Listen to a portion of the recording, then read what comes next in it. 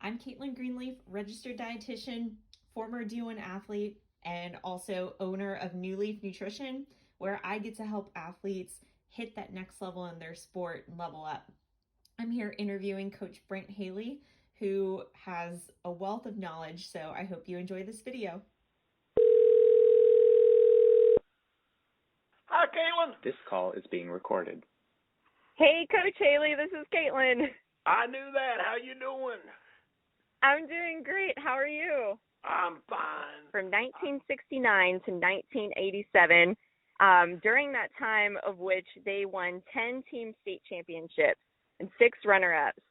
He had 16 individual track and field state champions, and in 1981, he was inducted into the Florida Track and Field Hall of Fame. And that's just the tip of the iceberg with your bio, but just to give you a little bit of props. But okay. Now I kind of want to hear. You're a little bit off. I actually coached cross country from 1967 to 1992, but the years we were really good were probably 1969 to 1988, and during that time, starting in 1970, we either won state or sometime during the year beat the team that won state in 17 out of 18 years. And wow. Pretty much you got the other things. I was National Cross Country Coach of the Year in 1976, and you got the other thing right. And I stopped coaching cross country in 1992, and everything else is pretty much right. So you pretty much got it. So you ask me what you want me to tell you, and I'll be glad to tell you. Yeah, so now after hearing your bio, I'd like to hear from you personally about kind of what your backstory is and how you even became interested in coaching in the first place. All right. When I went into high school, my favorite sport was football. That was what I thought I was only going to do. But my defensive line coach at St. Pete High was the head track coach. And he taught me into coming out for track, and of course I really liked the guy. He was really a good coach, and I did. And I wasn't real fast. I had decent speed. I could run the 100 yards, not meters, yards, in like 10.7, 10.8. That's not good enough to do much in the sprints. So he made me a half miler, and my sophomore year, my first year out, they didn't have ninth grade in high school at that time. I finished 5th in the city meet in 2:12, and then we moved to New Hampshire, and because my dad was in the service and he got transferred, he was in McDill, and I went to a little school called Hampton, and it was Class C. It would be the littlest school in Florida. It'd be like a Class A school, and I was easily the best guy, and I wasn't that good. I knew I wasn't that good. I just came in 5th in the city meet in St. Pete. But to make a long story short, I won the state in 2:10.3. Since you know times, you know that's not that great. And but the main thing that got me into coaching is our coach was a really nice guy, but he didn't know anything about, and I'd had a decent coach. And we were doing every event every day. I was throwing a shot, hurdling. Everybody was. And then he said that he would see what we could do and then coach us from there. He couldn't coach us. And so I told him, we need to do workouts. And he says, do you know workouts? I said I did. Of course I didn't know much. I'm 15 years old. But I knew what we did at St. Pete was better than what they did there. So I gave everybody the workouts. I never knew anything about coaching field events. I don't know anything about it today. I couldn't coach anybody to be any good in field events. But in running, at least I knew workouts which were better than what we did. Then I knew where you had to put people to get points. And I was the best half miler. But in the conference meet, I didn't really want to, but I knew I needed to run the mile because we had two guys that could be first and second probably besides me, but we had nobody in the mile, and we lost to this team called Exeter when we first ran them by like 45 to 50 points in the conference meet. We lost to them by a point, and I put everybody where they belonged and gave everybody their workouts. And, of course, that got me really interested in coaching. And then I came back to St. Pete High because my mom and dad got a divorce. And I ran for the old coach for 1 year, and I didn't know it. I mean, he was a really good coach and a good guy, but he was mainly a football coach. But he could coach. But my senior year, I got George Strauss, who moved in from Manatee. He had coached 3 state championship teams. I probably had the best coach in the state, and I learned a lot from him, and I ended up getting 6th in the state in 202, which you know is not that good. I couldn't even get me out of districts today, but this was 1958, and it was different times then. I mean, right. We didn't have all the fancy tracks and the upgraded shoes and all that stuff. But I mean, I never was. I ended up liking this certainly every bit as good as I liked football, and football was the thing I'd liked the most. So that's pretty much my backstory. And then when I got out of college, I went to FSU. I ran at FSU, but I'd missed 2 years going to junior college because I couldn't afford to go there. And I wasn't that good at FSU. I just ran 201. I only scored 1 point, and I was on a relay once and scored. But I had a lot of trouble with tendonitis in my ankle, and I ended up having to get shots all the time. So finally the coach at FSU said, in a nice way, "You're not that good, but you try hard. Why don't you help me? Why don't you help me coach? And I'll keep you on a scholarship." But my scholarship wasn't really a scholarship. I got my room. At that time, that was $100 a semester. That's all I got. But I wasn't that good. But I liked it, and that's what I did. I had a good coach in college, so I was ever since I was 15 years old, I wanted to coach. And then when I got out of college, I went to Largo and started the cross-country program because I knew that's what you needed to do if you're going to have decent distance runners. They never had a cross-country program. And the first year we were terrible. I gave everybody a Sunday.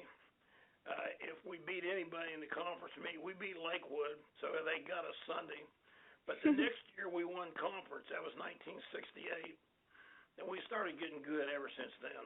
And mainly I would use a lot of the stuff that I already knew, but I got a lot of stuff from Arthur Lydiard and used a lot of stuff out of Run to the Top. We probably ran way too much without much of a background, but I had great kids who would do it, and we got pretty good, and the rest is history. When you're coaching, and I know you know this without even thinking it, the goal you got as a coach is to have a program the kids will remember fondly the rest of their life. If you're going to do that, you got to be all in. And you got to have at least 6 kids that have got average ability but way better than average dedication, because you also got to be pretty good. But luckily, even if your team isn't that good, you can be that good. So it's an individual sport also, and I'm talking to somebody that was really good and knows all this stuff that I'm telling you. And I was an all-in coach. I think I know that was better coaches than me, but I don't think there was a whole lot of coaches that tried harder or cared more. And I was lucky to have really good kids. If you want to be good, there's different. If you want to do something special, you got to be special. You got to do things special if you want to be special. And the only way to do that is to be all in. And you got to run when nobody knows whether you ran or not. And you got to Mhm. try as hard as you can. And if you do that, you got no regrets. That's the only thing you ever have to fear. You have to teach kids how to compete. I didn't have to teach those Northside Christian kids how to compete. They knew. But I don't Mhm. have any regrets as a coach. Your coaching was talking a lot about pacing, and a lot of high school athletes, especially in endurance races, really struggle with pacing out their race. And a lot of times the pattern that I've seen over and over again is a high school athlete, and I myself included did this a lot, especially in my early you years. did that against Alexis in the Fun and Sun meet in the mile. Yeah, Both just of going you out were too fast and then dying out towards the end where the first lap is the fastest, and then it just gets slower from there on out. So, what advice would you give an athlete you've like heard this? before. My advice was, I had a saying, you run the first half of the race with your brains and the second half with your guts. It's really what it is pace and race. Now, you got to have a goal that you want to obtain in any particular race. And say you want to run a 5-minute mile. Of course, that's 75-second quarters. Now, you got to learn the pace. You want the first quarter in 73. Start out a little bit faster because of adrenaline, but not that much. And then you want to run 75-second quarters. You want to be 2:28 at the half, and you want to pick up the third lap. I always emphasize running hard on the third lap of the mile or the third 200 of the 800, and then you just do the best you can. And so I had a little deal that when I was at Largo, I would tell those kids, if you pace this right and don't get within a second off, I'll give you $100. And yeah, I'll do it. So they tried and they weren't doing it, but they were getting close. And finally, some kid paced it exactly right. And he said, Coach, you still give me $100? I said, absolutely. I gave him $100 in a Monopoly bill. I could only do that about once every 4 years because the word would get out. The other time you can't even pace is in cross country. If you're on a course that narrows real quickly, you got to get out in a position to give you a chance. So you've got to run faster than even pace, which everybody does. But you have to work on that in practice. You have to work drills where you run a quarter. I mean, you can't run the first quarter so fast you're in tremendous oxygen debt, but it's got to be way faster. If you're in this situation, it's not even pace, but not too fast, but faster. And so you are in position. Now, if you're in a place where you got plenty of room to pass wherever you can, as long as you don't get mentally discouraged, even pace is the best way to run. Those are the two times you can't run even pace. The rest of the time, I think that's the best way to run. Now, I don't know if you think that way or not, but I think you probably do. Oh, yeah. And I did not figure that out completely. I mean, I started to figure that out at the end of my high school experience, but I really, really figured it out in college. By the time that I was a senior, I was okay with not being in the lead or in the front of the pack at the mile mark. But at the mile mark, I started working my way up. Absolutely. And it's gave you the best chance to get the highest position you could get. I would always tell kids, I've coached for 40, 50 years, whatever it is. I have never seen a mile where they stopped the race at the quarter and presented medals and ribbons. And it only matters where you are at the end. So set yourself up so it gives you the best position to be where you are at the end of the race that you can get. No, this is all really, really good stuff. I just have one more question for you because you've coached a long time, obviously, and probably seen a lot of runners like you were talking about with the pizza and the donuts. I'm sure that you've had runners who have tried to eat garbage and then try to run off of that. But then also you've had maybe a lot of runners who have fueled themselves up well. how much of an importance have you seen on nutrition and the foods that people would eat and how they perform? It's tremendously important. I learned that more as I got into coaching than when I first started out. I would give them some advice, but I don't know a fraction of what you know. And I know you helped Layla tremendously, and she was so impressed by you and said, she said, boy, she is smart. I said, I told you. But that's part of being all in. You can't just train and not do other things besides run well and be all in. There's two things you have to do to be all in besides just training, which is obvious. One is you have to eat properly, and two is you got to, and high school kids don't do this, you got to get 8 hours sleep a night so you can recover from tough workouts and things like that. You try to get between 8 and 9 hours sleep a night. Most high school kids get 6 hours sleep a night.